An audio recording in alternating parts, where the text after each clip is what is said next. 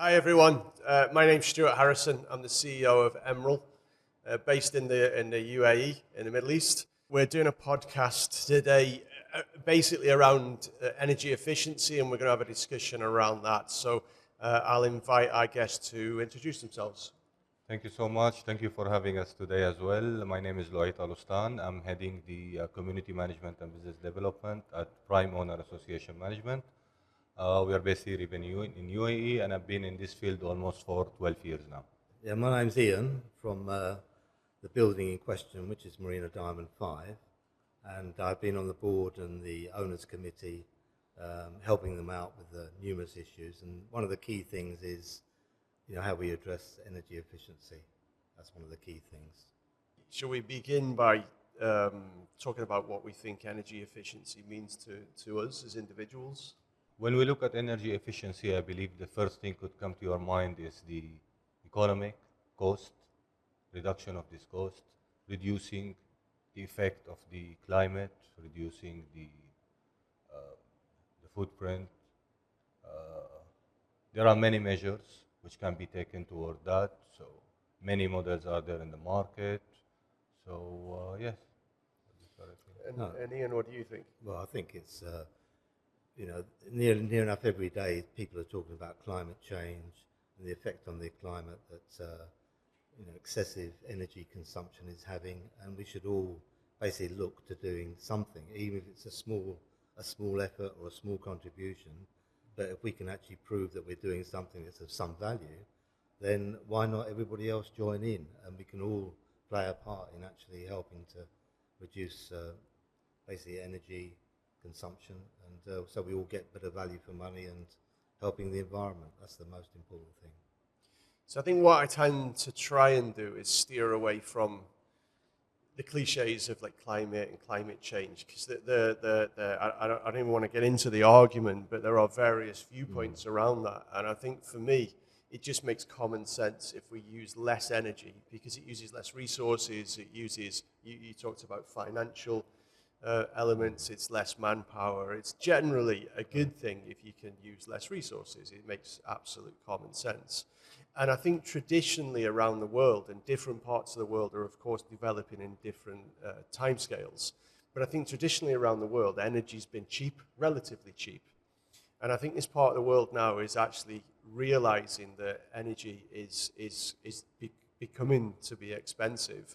And I think that's the main driver towards energy efficiency, because prior to that, the percentage of your income or your expenditure for a building that you would spend on energy was actually relatively little. It's now becoming much bigger, and people are getting more interested in that. So I'm fine with people coming at it from some people come at it purely from a climate change aspect, and that's fine. That's all good. I was in the Alps. I was climbing Mont Blanc actually. And it's very clear on the rock strata face, you can see where the glacier has receded. So there can be no denial that the planet is heating up, certainly in some places. The reasons for that, like I said, I think we'll leave for today. But I think it's interesting talking about what we can do to use less energy for practical terms. Oh yeah, for sure. I mean, certainly the board and the committee, and working with Louay as well, we've been actually monitoring our daily consumption for the last 8 or 9 years now. So we can see every day how much energy we actually consume. And then when we look at the figures and the numbers at the end of each month, when we get the bills, we sort of turn around and say, well, how can we reduce this? What efforts can we make to bring that down? And basically save money for everybody, save money for the owners, but still at the same time keeping the building cool and being efficiently managed. That's the challenge. Agree 100%. Like what you said, it is the responsibility. Let's start with the individual before I come to the business model. I mean, it is the responsibility of every individual to look at this aspect. I mean, reducing the cost of energy could not be with the aspect of only that you are reducing your cost or your expenses. However, those expenses could be allocated towards some other areas of your lifestyle, where you are improving your lifestyle and living as well. This if I'm talking about it individually. When it comes to business models, yes, us as a community managers, let's speak about Marina Diamond 5 now, definitely applying all the energy saving measures there reduces the cost on the due expenses, it reduces the cost on the maintenance of those assets, it reduces the manpower required for them as well once you have all the monitoring systems in place. And those costs not necessarily to reflect as a reduction on the general expenses of the community, while you can effectively direct them towards some other improvements, other areas in the community for the betterment of the community in general and the investment of the landlords there as well. So what do you think are barriers to this happening then? Because it sounds like we're all on the same page and it makes common sense to save energy. But why, so why haven't we done it? Why is it taking time? What do you think the barriers are? I would say one of them is the financials. One of them is the investment plans which need to be done on it. Now I know in the market there are valuable of financial models are there.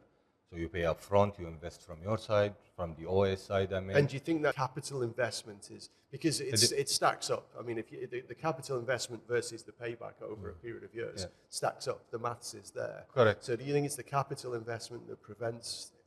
Somehow it affects, it does not prevent for sure, but it will affect the decision taking on taking those measures. And again, it depends on the type of the building, how is it, a chiller building, split unit building. But in general, a study have to be done. You have to analyze what investment plan you have there. There is an ROI, something have to be paid back in return when you're doing an investment. So yes, we have some models from some companies would come with an investment plan to enhance on those lifespan of those assets. So you have to do this comparison between what you are getting in return throughout the years. If the ROI is quite intensive and long, personally, I would not prefer it comparing to extending the lifespan of those assets, which contribute the much on this energy part. There's a couple of things, basically. So over the last, let's say, probably about 6 years, 6-year time frame, we've actually managed with investing in new cooling systems, educating owners, and ourselves being much more proactive. We reduced our main energy cost for cooling by about 45%.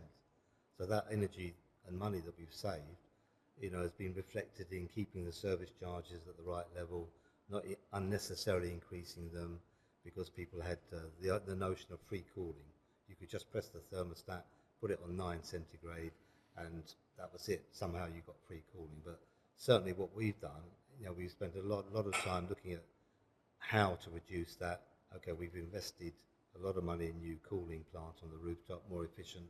We increased the capacity, and now, of course, with the new energy saving contract, we have a huge appreciation of the servicing of these units. These units don't service themselves; they need servicing, once, twice, 3 times a month, whatever, to keep on top of it. Otherwise, if you don't manage these cooling plants properly, the cost comes back to you later on with a significant amount of money to find to replace them. Well, I think that's been a traditional kind of problem that we've suffered with. So I remember 10 years ago when I was the technical director for Emrill and I wasn't the COE, and I was trying to convince people to engage in energy performance contracts. Now, the financial incentive wasn't great. Like I said, the amount that people spent on energy was probably the same kind of amount that they might spend on coffee. But it was a challenge to get people to engage. And I remember one particular building where my argument basically came down to, it's better for the planet if we use less energy. And even that didn't get me anywhere. So I found significant barriers to entry to implement these things. Now, I think there is sometimes a clear argument to save money, but sometimes it actually costs money to save energy. But I think it's still something that you should do. I mean, that often centers around people's kind of motivation is if we do this, we'll save money if we turn the lights off. There are certain energy initiatives and certain different methods of producing energy that are actually more expensive, but I still think they should be pursued because it's, I want my grandchildren to live in a cleaner environment. So do you think and that's why I'm always interested in the barriers to entry. So, I think we've already kind of answered it part of the way, but I think the things that we're talking about and engaging in today, we could have engaged in 10 years ago.